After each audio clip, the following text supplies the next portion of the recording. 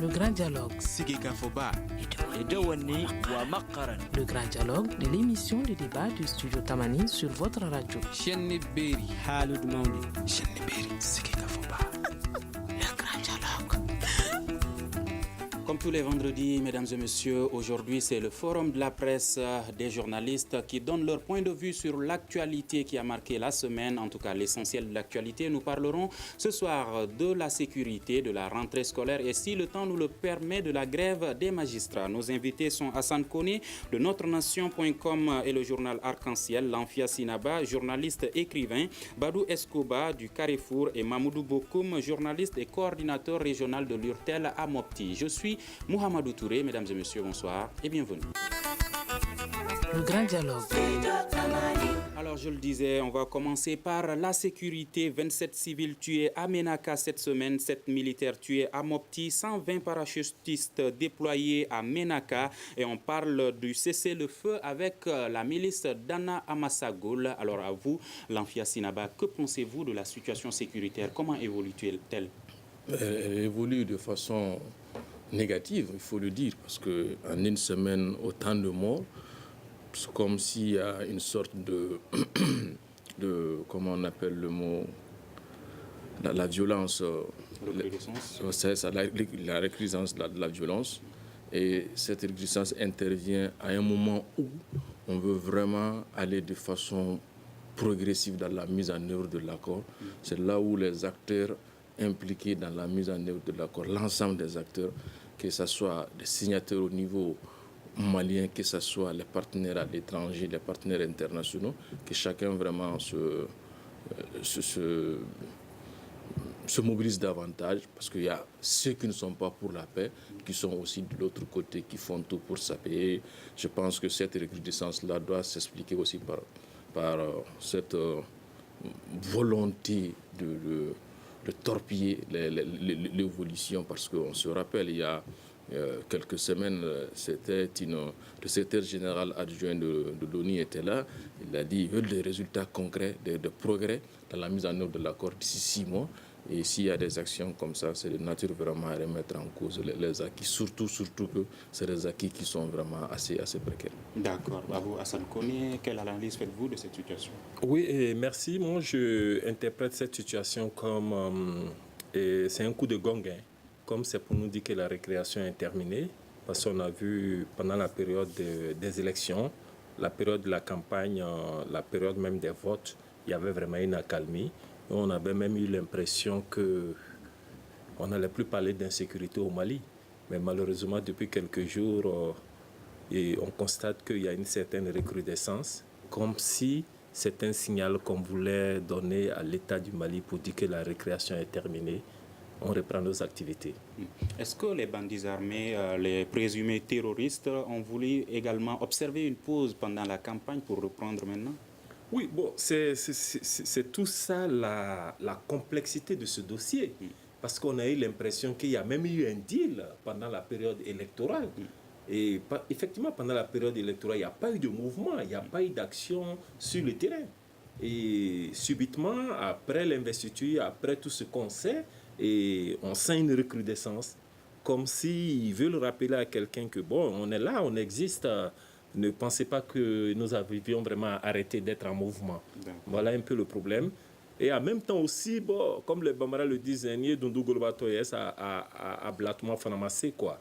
Parce qu'avec cette intervention des parachutistes français à Ménaka, je pense qu'il aura quelque chose de ce côté, dans le sens de l'accalmie. D'accord. Mamoudou Bokoum, vous êtes à Mopti. Est-ce que vous avez l'impression que la situation s'est améliorée ou s'est davantage détériorée sur place là-bas? Ok, ici, au niveau de la région de Mopti, on n'observe plus, en tout cas jusqu'à une date récente, on n'observe plus donc à des attaques sur le terrain, à des enlèvements, à des assassinats ciblés. Subitement, avec ces réactions de ces groupes armés, plutôt de ces hommes armés sur le terrain dans ces derniers jours, Donc ça nous laisse un peu perplexes parce que on ne voit pas d'attaque, mais jusqu'à présent, au niveau du delta intérieur du Niger, je crois que l'État n'a pas de mainmise sur la majeure partie, sinon la presque totalité des localités qui sont derrière le fleuve de Mopti. Donc il n'y a pas d'attaque, c'est vrai, mais l'État aussi n'est pas présent. Je ne sais pas comment qualifier ça. De toute façon, les attaques se sont calmées, mais jusqu'à présent, on est dans la même situation de peur, on est dans la même situation de méfiance. Personne n'ose traverser, en tout cas, pour aller de l'autre côté du fleuve si ce n'est pas quand même un vrai habitué du coin. Et l'État également n'y est pas, donc c'est un peu compliqué, quoi. La situation est certainement calme, est certes calme, mais bon, jusqu'à présent, on est dans cette situation vraiment de méfiance. Est-ce que la déclaration du président de la République lors de son investiture en disant que la sécurisation du pays est une de ses priorités à rassurer la population de Mopti? Nous, on a assez entendu, en tout cas dans la région de Mopti, ici, on a entendu toutes ces déclarations, même lors des élections, 36 000 hommes qui ont été annoncés. Ça n'a pas empêché à la région de Mopti d'avoir le plus grand nombre de bureaux de vote qui n'ont pas été ouverts. Donc, il y a non seulement l'aspect géographique qui fait ça, donc l'accessibilité des zones est un peu compliquée, mais aussi il y a surtout l'aspect sécuritaire.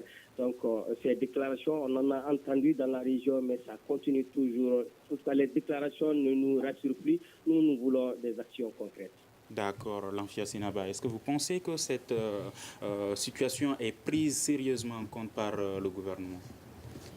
Non, prise en compte sérieusement par le gouvernement. On va le dire oui, parce que il y a des militaires qu'on voit, des actions qu'on voit, mais il faut reconnaître que c'est des actions qui ne sont pas, jusqu'à preuve du contraire, des actions qui ont pu apporter les résultats escomptés. C'est là où, même si on peut ne pas douter de la sincérité, toujours est-il que les actions mises en œuvre ne rassurent pas. Donc, est-ce que ce n'est pas pris en compte par le gouvernement? On ne pourra pas le dire du moment où il y a des actions qui sont en cours, mais malheureusement, c'est des actions qui ne sont pas de nature à donner satisfaction comme on le souhaitait. Donc c'est très difficile. On ne peut pas dire que oui, on ne peut pas dire non directement aussi. D'accord. Alors, Hassan Koné, est-ce que les acteurs du processus de paix sont suffisamment engagés, selon vous, pour parvenir à une paix dans le pays? Et sur cette question, moi, je pense sincèrement qu'il y a un problème d'engagement. Et il est clair, du côté de l'État malien, c'est clair que l'État se bat pour l'unité du pays, l'État se bat pour une certaine accalmie, l'État travaille pour le retour de la paix rapide. Mais en face de l'État malien, nous n'avions pas la conviction que tous les acteurs sont à ce niveau d'engagement. Parce que n'oubliez pas, on a souvent l'impression qu'on oublie très vite l'historique de cette crise. On a vu un groupe qui, à un moment donné, a réclamé une indépendance. On a ensuite vu l'intervention des djihadistes ou des terroristes dans le champ de la crise malienne. Et après, on a vu une confusion totale qui s'est installée entre le groupe qui demandait l'indépendance et les djihadistes. Et après, ils ont essayé je le dis, la communauté internationale a essayé de légitimer certaines luttes. Donc, il est clair que on a vraiment bougé, mais il n'y a pas quelque chose de concret qu'on peut palper. Donc, les acteurs ne sont pas au même niveau d'engagement. Est-ce qu'il est sûr et certain que ceux qui demandaient en 2012 l'indépendance de l'Azawad sont dans une logique véritable d'aller à un État unitaire avec le Mali et dans les conditions de paix que nous voulons tous? Parce que la question qui se pose également, c'est pourquoi ils ne déposent pas les armes et pourquoi après 27 rencontres, 27e session du CSA, ils n'arrivent toujours pas à avancer comme l'a dénoncé le secrétaire général de l'ONU. Bon, ils ne vont pas déposer les armes parce que c'est à cause des armes qu'ils existent dans le débat. S'ils n'ont plus leurs armes en main, ils deviennent comme toi et moi. Qui va les écouter? En réalité, ces armes sont pour eux un moyen de pression sur l'État du Mali. Ça, c'est un. Eux de deux, il est clair aussi que les différentes parties ne vont pas s'entendre facilement Parce que, comme on l'a eu à le dire depuis un certain temps, moi je doute fort, ça n'engage que moi, que cet accord dont on parle tant ait été sécrété par les parties belligérantes. X et Y ne peuvent pas se mettre d'accord sur un document et prendre 27 mois et ne pas pouvoir l'appliquer. Donc la question, d'où est venu cet accord? Est-ce que cet accord est l'accord qui a été sécrété par les parties belligérantes? Là est la grande question. Si l'accord n'a pas été sécrété par les parties belligérantes, il faut maintenant créer les conditions pour que les parties belligérantes endossent cet accord. Créer les conditions pour que les parties belligérantes prennent cet accord comme si c'est un document qu'ils ont sécrété. Et je pense que c'est là le gros blocage. Je suis convaincu qu'il y a des termes dans cet accord, ni l'État du Mali, ni les groupes armés ne sont d'accord avec ces termes. Et comme chacun a peur de la communauté internationale, chacun va faire semblant comme s'il veut appliquer l'accord, mais personne ne l'appliquera au finish. D'accord. Mamoudou Bokoum, la CMA a clairement dit qu'elle n'est pas impliquée dans les différentes attaques qui se multiplient dans le pays. Pourtant, avec la descente des parachutistes, il y a 9 combattants de la CMA qui ont été arrêtés. Alors, est-ce que ça prouve qu'ils peuvent avoir, ces combattants-là, un lien avec ces différentes attaques? Attends, il faut faire la part des choses. L'aile politique de la CEMA et l'aile militaire, on dirait que quelque part, ça ne va pas. Parce que moi, je ne peux pas comprendre que l'aile politique s'engage à appliquer les accords, quand même si c'est 27 mois après, et qu'il y ait des combattants de cette même organisation qui soient interpellés en train de combattre, en tout cas, l'État malien. Donc, ça veut dire que quelque part, entre eux, le message ne passe pas. Est-ce la CEMA qui est donc à Bamako, elle représente, elle peut répondre aux noms et aux aspirations de la CEMA qui se trouve sur le terrain dans quelques régions du Nord. C'est ça la grande question. En tout cas, il y a un guichros dans cette organisation. Il faut que les uns et les autres soient sincères. Les deux choses l'une. Soit la CEMA qui est à Bamako ne représente pas celle qui est au nord, soit celle qui est au nord ne respecte pas les décisions ou les décisions prises de façon entre guillemets unilatérale par ceux-là qui sont à Bamako, qui sont quand même dans toutes les conditions, des bonnes conditions de vivre. Donc ça veut dire que quelque part le courant ne passe pas entre eux si réellement ce sont les hommes de la CEMA, quelques éléments de la CEMA qui ont été interpellés avec la descente des parachutistes français. Donc vraiment la sincérité, moi je doute un peu de la sincérité de beaucoup de partis signataires de cet accord. Même beaucoup de partis, j'ai dit, il faut comprendre comme ça. D'accord. Alors, pardonnez, j'oublie le nom. Lamfia Sinaba, est-ce que la représentativité doit être remise en cause, comme le pense beaucoup? Bon, vous savez, avec les grosses armées, il y a un problème. C'est-à-dire que l'aile politique s'engage à un niveau, mais n'oubliez pas que c'est des hommes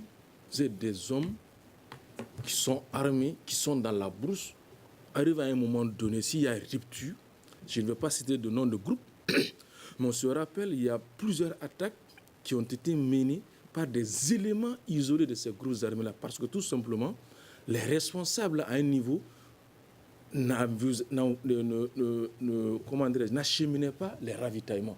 Donc c'est des hommes qui sont en armes, ils sont en difficulté, ils ont faim, ils ont soif.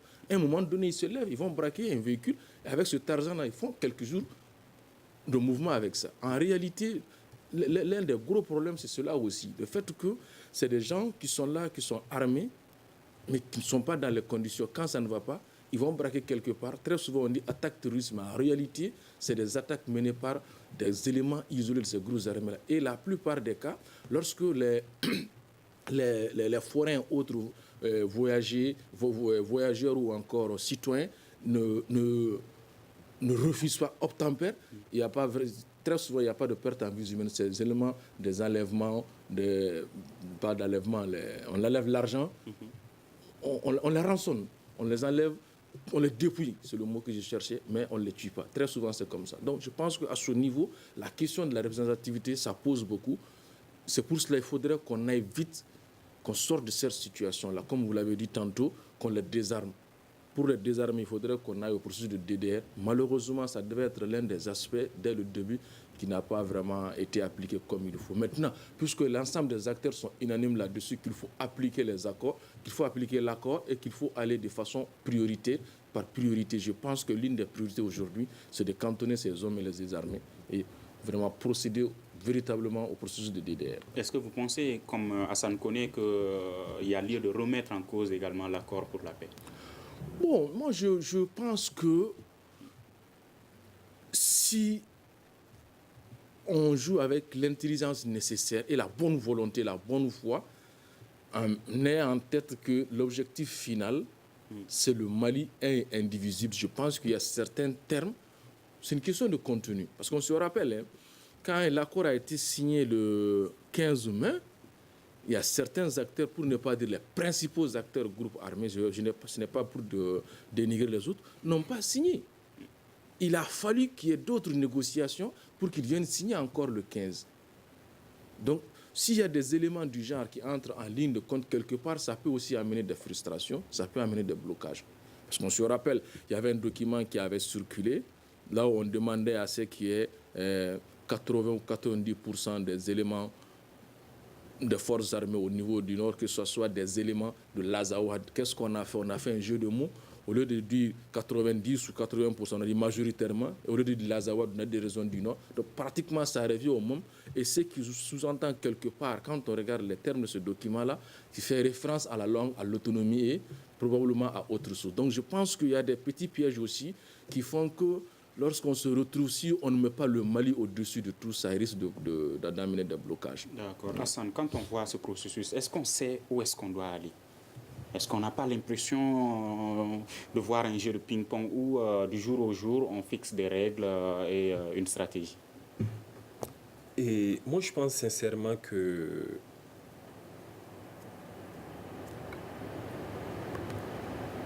il faut que l'État du Mali s'assume. Il faut que l'État du Mali s'assume. Il faut que l'État du Mali ait un peu plus de courage. Il faut que l'État du Mali soit franc avec la communauté internationale, afin que la communauté internationale soit franche avec l'État du Mali. Ce qui est possible de faire, que l'État du Mali le dise clairement. Ce qui n'est pas possible de faire, que l'État du Mali le dise clairement et s'assume. Comme l'AFIA le dit, 80-90% des éléments des forces de sécurité dans le nord du Mali doivent provenir de l'Azawad. L'Azawad est où? L'Azawad commence où et s'arrête où? Voilà des termes qui ne devaient pas venir dans un accord aussi précieux et sérieux. Voilà pourquoi je dis qu'il serait intéressant qu'on ouvre, que la communauté internationale accepte que les parties belligérantes se retrouvent autour de cet accord-là et se remettent d'accord sur certains thèmes. Sinon, on a fait 27 mois, on va faire 27 ans sans pouvoir l'appliquer. D'accord. Bokoum, vous, qu'en pensez-vous? Bon, c'est ce que j'ai dit. Il y a le doute. Moi, je suis très sceptique de la sincérité de presque toutes les parties. S'agissant de la question de l'Azawad, moi, je crois que la conférence d'entente nationale l'a tranché. Peut-être que l'État ne veut pas s'assumer. La conférence d'entente nationale de commun accord, il y a eu quand même un atelier complet, un groupe de personnes venues de toutes les horizons, y compris des éléments de la CIMA, des éléments qui se réclament de l'Azawad. On a dit que l'Azawad est reconnue comme une entité socio-culturelle, comme le Kénédougou, le Kounari, le Massina, etc. Mais le président de la République, lors de son discours de clôture, il dit que même si les gens ne sont pas d'accord sur la question, c'est là où est parti le problème. Il faut pas qu'on l'oublie. On a participé à la conférence d'entente nationale de long en large. Donc, il faut que, Hassan l'a dit, il faut que l'État soit courageux de dire, bon, on a dit ça, on ne peut pas faire ça, pour qu'on puisse revoir qu'est-ce qui peut être fait et comment ça peut être fait et quand pourront-on mettre ça en œuvre. Donc si l'État ne parvient pas à le faire par, je ne sais pas, pour séduire la communauté internationale ou pour soudoyer un peu les groupes armés, et à l'application, ça va poser des problèmes. Moi, je ne vois pas en quoi il y a l'importance de signer un accord. Ça n'a pas d'importance. Il faut que les gens et les autres soient courageux. Il faut que les uns et les autres soient sincères dans l'application de cet accord. Même si l'accord continue toujours à être critiqué, on suppose que c'est une base sur laquelle on peut amener la paix au Mali. Donc, qu'on essaie de voir qu'est-ce qu'on peut mettre en œuvre. Par exemple, ils ont parlé du DDR, le désarmement de mobilisation, là. La MINUSMA qui était en charge de construire ces sites-là. On est à combien de sites réalisés? On est à combien de sites aujourd'hui? Depuis très longtemps, ça vaut près de combien d'années maintenant? Une année, presque 2 ans déjà. On ne sait pas combien de sites est disponible, combien d'éléments vont être cantonnés, désarmés. Donc, tant que chacune des parties, et l'État, les groupes armés et la communauté internationale, tant que chacun ne joue pas sa partition, chacun ne devient pas sincère, ça va être très très compliqué de faire bouger, même ne serait-ce qu'une seule ligne, comment on appelle l'application de cet accord. L'Anfia veut réagir? Oui, par rapport à l'Azawad, c'est vrai, le président il a dit à la sortie de la concertation, la conférence d'entente nationale, qu'il n'y a pas unanimité, effectivement, parce que les gens de la CEMA ont fait savoir qu'ils ne se reconnaissent pas dans cette appellation de l'Azawad, parce qu'on a défini l'Azawad comme étant un terroir comme le Djitoumou, le Ouagadougou, et ils ne sont pas dans cette appellation, dans cette optique, mais plutôt l'Azawad en tant qu'entité, en tant que zone, en tant que... Vraiment, ce n'est pas la même conception. Donc je pense que beaucoup, sur ce point, on n'a pas encore... évoluer. Il y a toujours une discussion autour du mot Azawad. Mais ce que je voudrais dire ici, que je ne voudrais pas, c'est que dans cette histoire d'accord, il y a autre chose aussi qu'il est bon peut-être que les Maliens sachent. Qu'est-ce qui se passe à la fin de ces rencontres-là, le comité de CSA? Mais c'est aussi une affaire de gros sous qu'on donne. Maintenant, s'il y a ça, est-ce que les participants qui viennent vont accepter qu'on aille à la mise en œuvre et qu'on termine avec ça? Ils n'ont pas intérêt à ce que ça prenne fin. Est-ce qu'ils ont intérêt à ce que ça prenne fin? Parce que ça, je pense, on va peut-être dire que je trahis un secret. Il y a un confrère, à la fin d'une rencontre, il a vu vraiment quelque chose. Il dit, c'est comme ça. Hey, il dit, vous voyez, donc quelque part, il y a aussi... Donc lui, il a observé ça, on lui a donné un sou pour lui demander de se taire. C'est pour dire que quelque part, il y a aussi une histoire de sous. Et tant qu'il y a cette histoire de sous aussi, certains acteurs, je ne dirais pas tous, mais certains acteurs feront tout pour que les choses puissent traîner. Et ça, c'est une réalité qui a été vécue au cours d'une session. D'accord. Alors, est-ce qu'on peut croire être optimiste face à la déclaration du secrétaire général de l'ONU et certains responsables des groupes armés qui disent que dans 6 à 9 mois, on verra une évolution positive? Non, en réalité, l'optimisme est permis. L'optimisme est permis. Il est clair que le Mali de 2018, ce n'est pas le Mali de 2012. La situation de la crise au nord du Mali en 2018 n'est pas la même situation qu'en 2012-2013. Donc, il est clair qu'on a énormément évolué. Mais il faut que dans cette évolution, qu'on sache vraiment où on va. Le peuple malien n'a pas la certitude que le dispositif qui est mis en place dans l'accord, si ça ne nous amène pas à une certaine autonomie qui va glisser vers une indépendance qui ne dit pas son nom. Voilà un peu la grande inquiétude du peuple malien. C'est ça la grande inquiétude du peuple malien. Est-ce que l'accord, de la manière que cet accord-là est élaboré, est-ce que ça ne va pas faire glisser l'État du Mali vers une certaine autonomisation de cette région du Mali qui va aboutir à une indépendance un jour? Parce qu'en réalité, je ne peux pas comprendre. X et Y s'asseyent autour d'une table, décident de l'élaboration d'un accord et prennent 27 mois et n'arrivent pas à l'appliquer. C'est qu'il y a anguille sous roche. D'accord. Observons une courte pause avant d'aborder la seconde partie de ce débat. Une réaction, Un avis? un commentaire. Réagissez sur la page Facebook de Studio Tamani et restez connectés avec nous. Studio Tamani sur les réseaux sociaux pour vous faire entendre.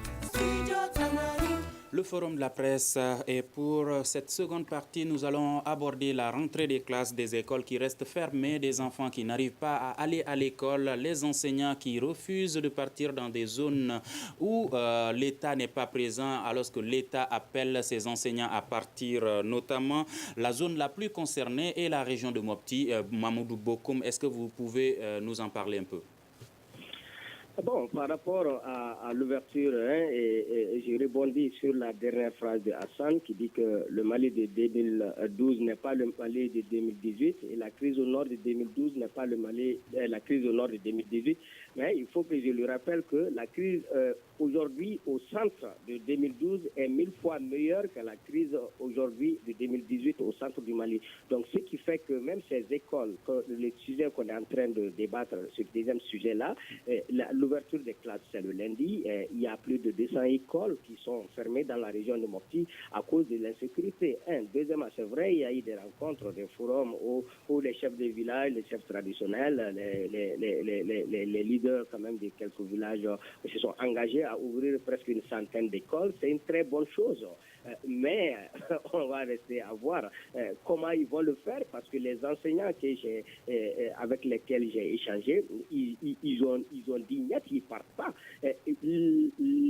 À Sénégué, d'accord, il y a une base, à Dialobé, il y a une base, mais Sénégué et Dialobé représentent combien d'écoles fermées dans la région de Mopti? Peut-être si les enseignants de Sénégué et Dialobé se déplacent, par contre, les enseignants qui sont dans les cercles de Youarou, Tenenkou, et ils n'iront pas. Les enseignants qui sont dans une partie des Douanzas n'iront pas dans le cercle de Koro, un peu partout dans la région. Ils n'iront pas parce que l'État même n'est pas là-bas. À plus forte raison, eux, ils partent. Surtout que eux, ils sont plus menacés parce que ceux qui se cachent derrière la religion pour dire que c'est des djihadistes, moi je les appelle des hommes armés, ils sont pas, bon, en fait, c'est leur appellation qu'ils veulent, mais ce qui est sûr, eux, ils sont hostiles à l'école.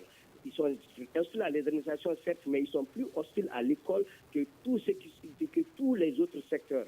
Les agents de santé peuvent aller parce qu'ils ont besoin d'eux, les agents de développement également. Mais une fois qu'ils attendent que c'est l'école, ils disent que c'est vraiment une éducation des mécréances, ici ou là, ils se cachent derrière ce vocable djihadiste pour combattre l'existence des écoles. Alors moi, je suis très pessimiste par rapport au retour des enseignants, de ces dizaines d'enseignants avec qui j'ai échangé, qui ont fui à cause de la sécurité et d'autres même ont été dépossédés de tous leurs biens. Ils ont été sauvés in extremis.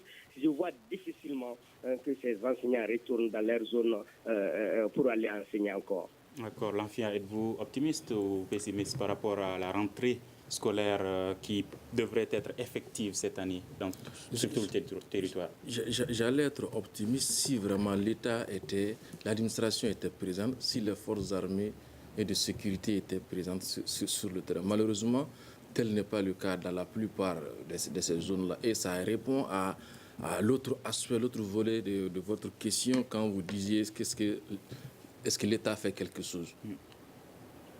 Dans cette zone-là, on peut dire que l'État ne fait pas quelque chose parce que l'administration n'y est pas, les préfets, sous-préfets, il n'y a personne. Moi, simple enseignant, comment voulez-vous que j'aille? En l'absence des gendarmes, des militaires, des gardes, des policiers, il n'y a aucune représentation. Et je pense que si nous sommes là, c'est parce que quelque part, l'État central, le gouvernement tout court, les autorités ont failli. Il ne faut pas avoir peur des mots. Ce qui est sûr, si l'administration était présente, on n'allait pas vers cette situation-là. Et c'est là où c'est vraiment, on ne peut pas faire cadeau à ce régime. Parce que quand IBK venait en 2002, l'espoir, ça avait suscité de l'espoir. Le problème, c'était à Kidal. Aujourd'hui, on oublie Kidal, on est dans le centre. Il fallait prévoir ça, parce que gouverner, c'est prévoir. Malheureusement, on n'a pas été prévoyant à ce niveau. On a laissé la situation se dégrader petit à petit, avancer petit à petit, jusqu'à ce qu'arrive à un certain niveau où, vraiment, c'est devenu une sorte de no man's land. Il y a de ces localités, une fois que vous dépassez un seuil, c'est fini. Vous n'êtes plus dans le Mali, étant dans le Mali, parce que vous ne rencontrez aucune représentation, aucun symbole de l'État. Et c'est même imprudent de parler de l'État. Où en sommes-nous? Ce n'est pas sérieux. Il faudrait que ça change. Hassan, les enfants de ces zones sont-ils punis? Oui, ça c'est évident et ça c'est clair. Et c'est justement cette situation dans le centre du Mali par rapport aux 200 écoles, ou peut-être même plus de 200 écoles qui sont fermées. Hein. Quand on fait un petit calcul, c'est des milliers d'enfants maliens qui ne pourront pas aller à l'école. Et c'est ici que toute la fiction juridique selon laquelle les enfants maliens naissent libres et égaux dans la Constitution a toute sa réalité. Où est l'égalité ici? Il n'y a pas d'égalité. Mais en même temps, je me dis que la situation de ces 200 enfants qui n'iront pas à l'école dans le centre du Mali ne doit pas prendre en otage la situation de tous les enfants du Mali aussi. Donc il faut travailler à ce qu'il y ait une rentrée scolaire rapidement et trouver une solution pour ces 200 enfants dans le centre du Mali. Mais en même temps, il est clair, hein, et comme on le dit en Bambara, on ne peut pas courir en même temps. Et bon, je vais utiliser le terme gratter ses pieds.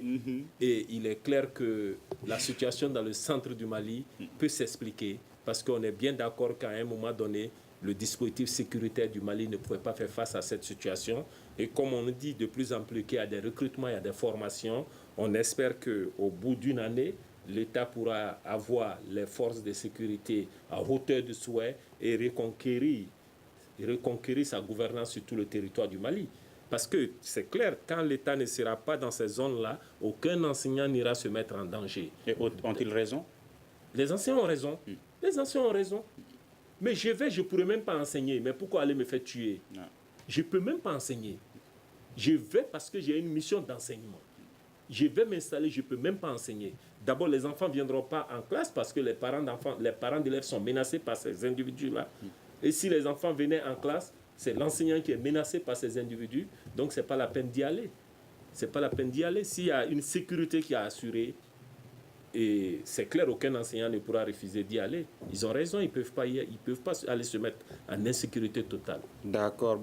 Mamoudou Bokoum, est-ce qu'il y a une autre alternative pour ces enfants-là ou est-ce qu'ils vont être en retard par rapport aux autres?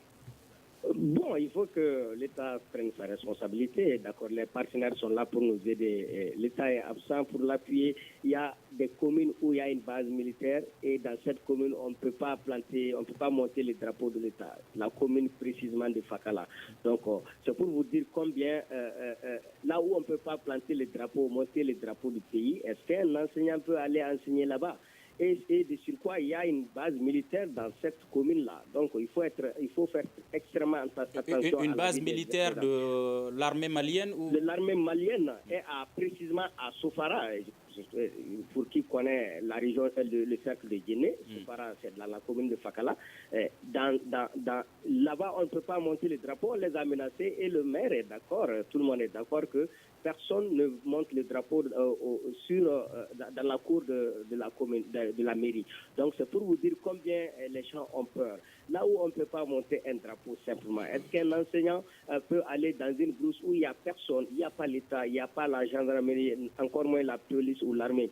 Est-ce qu'un enseignant ose sacrifier sa vie pour l'amour de son travail? Moi je crois que c'est non. Mais maintenant, les dispositions qui sont en train d'être prises, c'est des dispositions avec les partenaires qui essayent de voir les gens qui sont recalés au niveau des différentes communautés pour enseigner les enfants, en tout cas encadrer les enfants sous la peur aussi, parce que s'ils sont au courant, ils vont venir te menacer nuitamment. Si tu n'es pas d'accord, ils t'enlèvent, ils te bastonnent ou bien en tout cas jusqu'à l'ultime sacrifice, ils vont t'ôter la vie. Donc c'est un peu compliqué. C'est vrai, certes, des écoles ont été ouvertes à travers la négociation dans le cercle de Guinée, mais jusqu'à présent, les gens ont la peur au ventre. Donc on espère que la situation va améliorer parce qu'il s'agit de milliers de vies de nos enfants qui sont en danger. Et ils sont vraiment exposés à tous les maux, même le terrorisme, parce qu'un enfant qui n'est pas instruit, qui n'est pas éduqué, vraiment c'est bonjour les dégâts, quoi. Donc les partenaires sont en train de faire quelque chose, mais il faut que l'État, comme l'a dit Hassan, il faut que l'État prenne ses responsabilités, que l'État soit présent dans ces zones pour qu'on puisse vraiment espérer voir une ouverture nationale comme on le souhaite. D'accord, Hassan. Oui, je voulais intervenir. C'est la dernière partie que beaucoup a mis en exergue. En réalité, il y a une urgence pour l'État malien d'intervenir dans cette zone. C'est-à-dire que l'État malien doit déployer les forces de défense et de sécurité dans cette zone pour assurer la sécurité de ces écoles-là rapidement. Parce que c'est quoi? On a l'impression que c'est un dispositif qui est mis en place pour empêcher ces milliers d'enfants d'aller à l'école et qui vont servir de vivier de recrutement après. Donc il faut rapidement réfléchir à cette situation-là et travailler pour éviter que ce ne soit un vivier de recrutement. C'est ce dispositif-là. Si on traîne jusqu'à 4-5 ans, ces enfants qui ont peut-être 10 ans aujourd'hui auront 15 ans. Ceux qui ont 11 ans auront 17-18 ans. Et ils n'ont aucune instruction, aucune formation. Ils seront recrutés par ces mêmes gars-là et qui vont grossir le nombre de leurs troupes. C'est-à-dire, si on a besoin peut-être de 2000 personnes pour les combattre aujourd'hui, dans 5-6 ans, on aura besoin peut-être de 10 000 à 20 000 personnes. Donc, il faut qu'on aille rapidement pour... Il faut les étouffer dans l'œuf dès maintenant. Et on est en train de traîner les pas. C'est des milliers d'enfants dans cette zone qui ne vont pas à l'école. Et la zone est en train de s'élargir. Parce qu'on est en train de parler du centre du Mali. Mais ce n'est pas évident. Aujourd'hui, si on fait les statistiques, c'est clair que la bande est un peu descendue. Et ça descend, ça vient pratiquement vers la zone de Sang, pratiquement maintenant. Donc à ce rythme-là, ils seront pratiquement vers la zone de Ségou. Et c'est toutes ces zones où on ne pourra pas aller à l'école. Et ça fait combien de millions d'enfants? Et sur 5 ans, c'est vraiment une armée destructrice. Pour éviter cela, est-ce qu'il ne faudrait pas également déplacer ces enfants dans des zones plus sécurisées pour qu'ils puissent étudier en attendant que leur zone soit sécurisée par l'État? Non, c'est une éventualité, mais je pense que ce que Hassan vient de dire, c'est très important. Le gouvernement doit vraiment en tenir compte, avoir le sens de l'anticipation pour qu'on ne puisse pas vivre pire que ce que nous vivons aujourd'hui. Parce que quelque part, si nous vivons cela aujourd'hui, c'est parce que les gouvernants ont manqué de vision. Et je pense qu'il a besoin des hommes, ce n'est pas pour le flatter, pour le conseiller. Vraiment. D'accord. Est-ce que, comme alternative, vous voyez autre chose? Comme alternative, comme vous l'avez dit, faire déplacer ces enfants-là en attendant que la situation s'améliore, se stabilise. On peut le faire, c'est une éventualité, mais je pense que tous ces milliers d'enfants, les faire déplacer, ça ne va pas être une chose facile. C'est une éventualité, mais l'idéal quand même, c'est de créer les conditions afin qu'ils puissent rester sur place et qu'ils puissent étudier ces œuvres. D'accord. Mamoudou Bokoum, est-ce qu'il y a un recrutement de ces enfants qui est envisageable sur place, sur le terrain? Recrutement au niveau des groupes armés? Oui. Ils sont exposés à ça. Peut-être aujourd'hui, ils n'ont pas l'âge. Maintenant, s'ils n'ont rien à faire à 50, 10 ans, c'est vraiment des potentiels guerriers et guerriers qui sont là. Et voilà, c'est des gens qui n'ont rien à faire. On te propose quelque chose avec une arme pour défendre, pour soi-disant défendre quand même ta zone. Tu es fier de l'être. Il faut les encadrer. L'éducation à l'école, c'est pas le diplôme seulement qui est important. C'est l'éducation même, c'est le changement social, le changement de comportement social même de l'enfant. Donc, il faut qu'ils aient une certaine éducation pour connaître un peu le sens de la patrie, l'amour de la nation, etc., etc. Mais quelqu'un qui ne va pas à l'école n'a aucune notion de ces choses-là. Donc, c'est un potentiel bombe à retardement, une potentielle bombe à retardement qui est en vue. Donc, il faut vraiment aller vite. Il faut que les uns et les autres, tous les responsables, à quelque niveau que ce soit, que chacun joue sa partition. C'est vrai, ils sont pour faire les DF, ils déplacent les gens. Mais je vous avoue que les parents qui ont accepté leurs enfants de quitter leur localité pour venir apprendre dans une autre localité sécurisée, ces parents ne peuvent pas rester dans leur zone là-bas parce qu'on va les tuer chez eux. Donc c'est pour vous dire qu'ils sont en train de tout faire pour empêcher les parents d'envoyer les enfants à l'école. Sinon, lors de la rencontre sur l'éducation, moi j'ai vu des parents qui sont vraiment très très engagés à ce que leurs enfants partent à l'école. Ils le veulent. Chacun veut la lumière chez lui. Alors, mais ils ont peur parce que tu fais déplacer ton enfant, on sait qu'il est à l'école, on viendra te tuer dans ta famille. Tu vas faire quoi? À moins que tu ne quittes ton village, par exemple, quitter derrière le fleuve, venir à Mopti. Et à Mopti, comment tu vas vivre? Est-ce que les moyens sont là? Est-ce que les dispositions sont prises pour que tous ces enfants viennent à Mopti, qui suppose être une zone sécurisée, ou bien dans la ville de Tinenko ou Yoru, etc., dans les chefs-lieux de cercle? C'est un peu compliqué. Donc, il faut que l'État anticipe, il faut que l'État s'engage et que la population, elle aussi, s'engage, parce que quelque part la population a failli ici. La population s'est vraiment engagée à dire niet à la présence de ces hommes armés. Je sais qu'ils ne vont pas tuer tout le monde en même temps. C'est vrai, on va dire que je ne suis pas là-bas, c'est pourquoi je parle de ça, mais je sais que, comme on le dit, l'union fait la force. D'accord, espérons qu'une solution sera trouvée à cette situation. Parlons maintenant de la grève des magistrats. Hassan Koné, que pensez-vous de cet arrêt de travail des magistrats? Bon, la grève des magistrats d'entrée de jeu, moi j'ai dit simplement, si on a accepté que les magistrats aient un syndicat, c'est qu'on a accepté que les magistrats revendiquent leurs droits. Ça veut dire que la grève, elle est reconnue par les textes du Mali. Voilà. Donc les magistrats ont droit à faire une grève. Mais les conséquences de cette grève sur la population? Oui, mais les conséquences, c'est ça un peu le problème. Bon, là, c'est ma tendance un peu syndicaliste aussi qui prend le dessus ici. Hein. Même journaliste, mais peut-être... Parce que le problème, c'est quoi? Quand une corporation décide d'aller en grève, il y a des dispositions au niveau de l'État. Il faut mettre ces dispositions en branle pour ouvrir les négociations avec la corporation pour limiter les conséquences de la grève sur la population et sur l'économie du pays.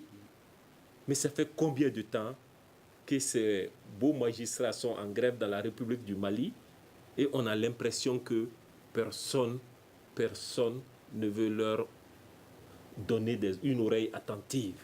On a cette impression. On a comme le gouvernement dit simplement, écoute, faites votre grève, on s'en fout de vous. On a cette impression aussi. Donc maintenant, est-ce la conséquence? À qui la faute? C'est le gouvernement qui est chargé de gérer les problèmes de la cité. Et la grève des magistrats, c'est un problème de la cité. Donc le gouvernement malien doit trouver une solution à cette grève-là. Et urgemment. D'accord. Certains regrettent que les magistrats aient attendu que le gouvernement fasse des menaces pour faire certaines révélations. Moi, c'est ce que je n'ai pas aimé de la part des magistrats, quoi. Sinon, je pense que leur grève, c'est pour l'amélioration de conditions de vie et de travail. C'est légitime. Maintenant, il appartient à l'État de voir, bon, voilà, nous sommes à tel niveau, on peut s'engager, à tel niveau, on ne peut pas. Mais malheureusement, tel n'a pas aussi été, à mon avis, la réaction de l'État. Bon, là aussi, je peux comprendre cet État, je le dis comme ça, rien ne me surprendrait. Parce que quand on a vu dans ce pays, dans ce même pays, on a laissé des médecins aller en grève, des semaines, des innocents sont morts cadeau. Donc je me dis que si les magistrats vont et qu'ils ne vont pas les écouter, ça ne me surprend pas. Personnellement, ce que je n'ai pas aimé, c'est le fait qu'ils aient attendu tout ce temps pour faire ces révélations-là. Quelque part... Sont-ils complices dans ce cas de Justement de ces révélations. Ça veut dire qu'ils savaient, mais ils se sont tus. Il a fallu que leur salaire soit menacé pour qu'ils fassent ces révélations-là. C'est là où je dis que c'est un peu...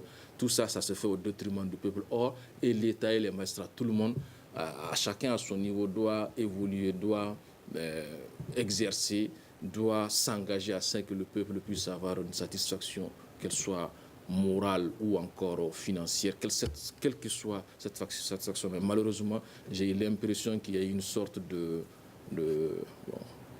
coup d'État contre le peuple. C'est pas bon. D'accord. Mamoudou Bokoum, est-ce que l'impact de cette grève est visible chez vous à Mopti? Très visible même. Vous savez, Mopti a un tribunal de grande instance quand même. Donc l'impact est très visible parce que d'abord la population a besoin d'un certain nombre de documents qui sont fournis par le tribunal. Ça, c'est obligatoire qu'on sente l'impact. Deuxièmement, il y a, pour ceux qui sont en prison, c'est vrai, il y a des gens qui étaient donc à la porte d'être libérés, mais avec cette grève, qui peut les libérer? Donc, ça se sent vraiment. La grève, c'est un droit, c'est vrai, et c'est leur droit de gréver. Mais jusqu'à présent, l'État ne peut pas, on ne peut pas laisser l'État en paix.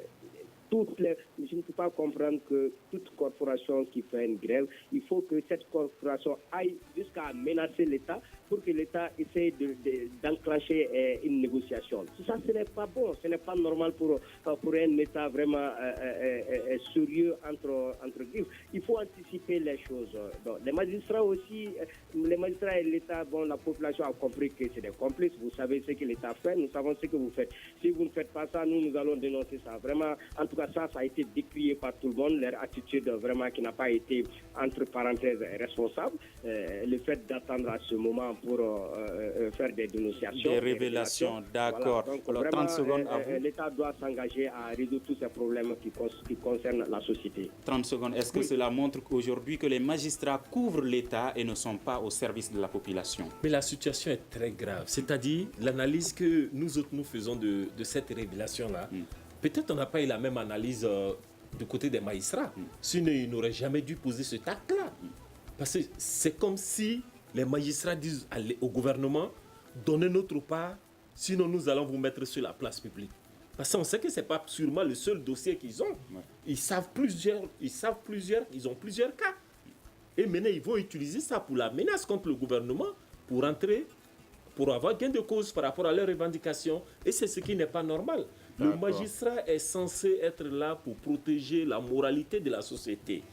Et malheureusement, bon, ça pose problème énormément. C'est très grave ce qui s'est passé. D'accord, merci. Temps écoulé. Merci à nos invités. Lamfia Sinaba, journaliste écrivain. Hassan Kone, journaliste à notrenation.com et le journal Arc-en-Ciel. Et Mamoudou Bokoum, journaliste et coordinateur régional de l'Union des radios et télévisions libres du Mali à Mopti. Je suis Mohamedou Touré. Débat réalisé par la rédaction de Studio Tamani. Mise en onde assurée par Gagné Kanté à la régie vidéo. Peting Diara à vendredi prochain et bon week-end à tous les auditeurs et téléspectateurs de Studio Tamani. Le grand dialogue. Le grand dialogue de l'émission de débat du Studio Tamani sur votre radio.